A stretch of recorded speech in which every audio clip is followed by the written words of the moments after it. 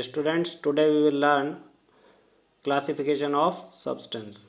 On the basis of electricity, substances are divided into three categories. Number one, conductor, insulator and semiconductor. First we see the conductors. What are the conductors? Conductors are those substances that pass the electricity or electric current easily. Means conductor हमारा वो substance होता है जो कि electric current को और electricity को easily पास करता है।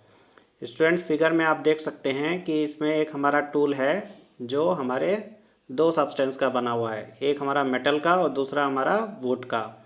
आप देख सकते हैं हमने मेटल के पार्ट पर वायर्स लगाए हुए हैं दोनों एंड्स पर, और इलेक्ट्रिसिटी मेटलिक पार्ट के थ्रू क्या हो रही है, पास हो रही है। और इसका मतलब ये हुआ कि हमारे मेटलिक पार्ट से करंट पास हो रहा है, इसलिए हमारा बल्ब क्या कर रहा है, ऑपरेट हो रहा है।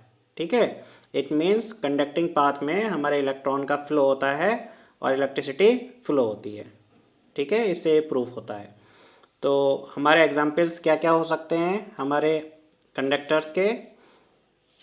Silver, copper, aluminum, steel, these are the examples of conductors. मैं आपको बताना चाहूँगा silver is the best conductor of electricity. अब ये क्वेश्चन अराइज होता है कि हमारे कंडक्टर के अंदर जो हमारे कंडक्टर की कंडक्टिविटी है, मीन्स करंट को पास कराने की जो एबिलिटी है, वो कैसे निर्धारित होती है? स्टूडेंट्स, अगर किसी सब्सटेंस के अंदर नंबर ऑफ फ्री इलेक्ट्रॉन्स ज़्यादा हैं तो उसकी कंडक्टिविटी उतनी ही ज़्यादा होगी। अब ये फ्री इलेक्ट्रॉन्स क्या होता है, ये आप जो है मेरा एक वीडियो है जिसके अंदर मैंने आपको फ्री इलेक्ट्रॉन्स के बारे में बताया हुआ है, इलेक्ट्रिक चार्ज। ठीक है, इलेक्ट्रिक चार्ज और इलेक्ट्रिक करंट। इलेक्ट्रिक करंट में मैंने बहुत अच्छे से एक्सप्लेन किया है फ्री इलेक्ट्रॉन्स के बारे में, तो आप वो वीडियो देख के फ्री इलेक्ट्रॉन्स के बारे में जान सकते हैं। ठीक है स्टूडेंट्स, आगे बढ़ते हैं।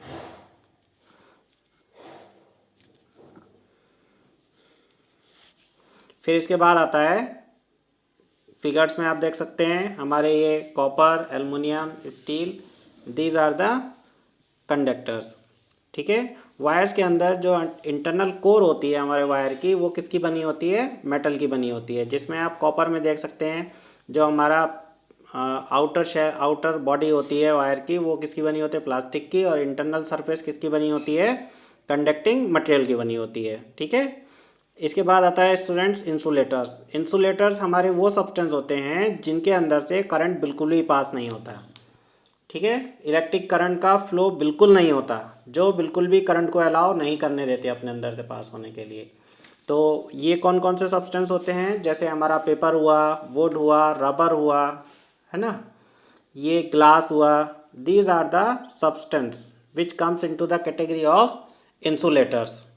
ठीक है, और एक क्वेश्चन स्टूडेंट्स ये अराइज होता है कि हमारे इंसुलेटर्स के अंदर करंट क्यों नहीं फ्लो होता है? स्टूडेंट्स, इंसुलेटर के अंदर इसलिए करंट फ्लो नहीं होता है क्योंकि इंसुलेटर के अंदर जो आउटर शेल के इलेक्ट्रॉन्स होते हैं, एटम के अंदर आउटर शेल के जो इलेक्ट्रॉन्स होते हैं, they are tightly bound to the nucleus with electromagnetic force. और ये जो इलेक्ट्रॉन्स होते हैं आउटर शेल के, ये फ्री नहीं हो पाते। इस कारण हमारे इंसुलेटर्स के अंदर करंट फ्लो नहीं करता। लेकिन कंडक्टर के केस में हमारे जो इलेक्ट्रॉन्स हैं, आउटर शेल ऑर्बिटल्स के जो इलेक्ट्रॉन्स हैं, वो फ्री हो जाते हैं और इलेक्ट्रॉन का फ्लो स्टार्ट हो जाता है। तो स्टूडेंट्स, ये हमारे एग्जाम्पल्स हैं इंसुलेटर के, जिसके अंदर प्लास्टिक है, रबर है, क्लॉथ है और वुड है। Insulators are not useless.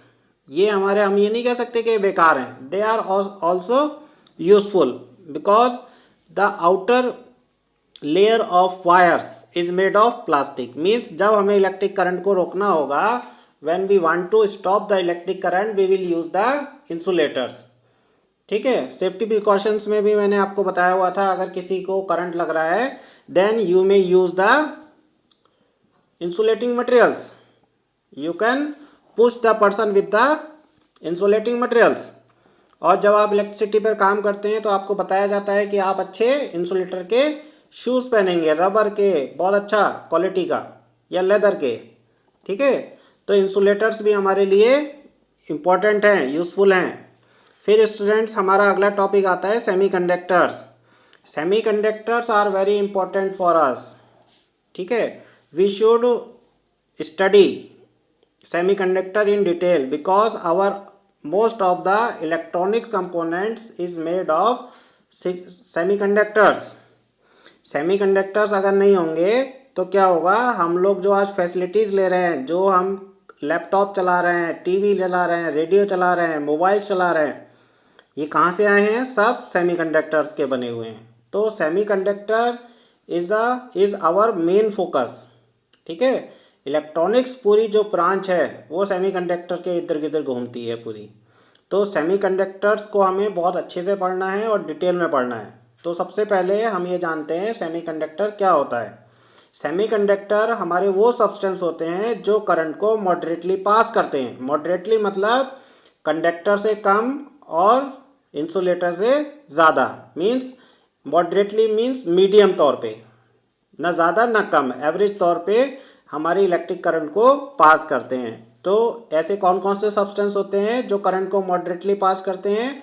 Silicon, germanium, carbon और सेलेनियम और एक्सेट्रा, इसके अलावा भी हो सकते हैं, ठीक है। कंपाउंड्स भी होते हैं, gallium arsenide is also a compound of semiconductor, ठीक है।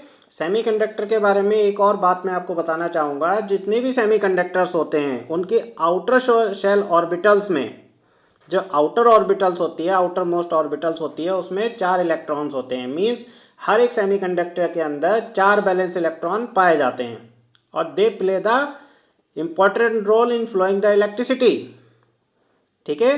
तो आप हमेशा याद रखेंगे जितने भी हमारे सेमीकंडक्टर हैं, चाहे वो सिलिकॉन है, जर्मेनियम है, कार्बन है या हमारा सेलेनियम है, इन सबके जो आउटर मोस्ट ऑर्बिटल होगा उसमें कितने इलेक्ट्रॉन्स होंगे?